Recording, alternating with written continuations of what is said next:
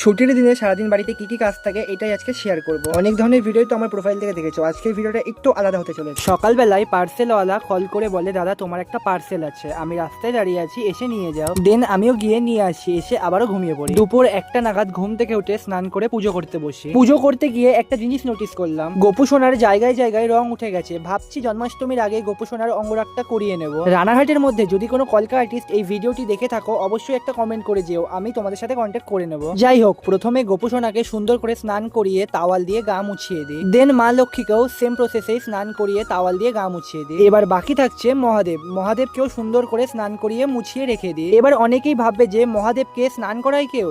হ্যাঁ ভাই, আমরা করাই, কারণ আমাদের মহাদেবের সাথে যেই নিচের পাত্রটি দিয়েছিল এটা পুরো ক্ষয় হয়ে গেছে, তো সেই কারণে আমরা সব সময় জল ঢালতে পারি না। এটা এনেছিলাম অনেক ছোটবেলায় তারকেশ্বর থেকে, প্রায় 10-12 বছর আগে। তাই আর ইচ্ছা করে না মহাদেবকে নতুন ভাবে পরিবর্তন করতে, যেমনটা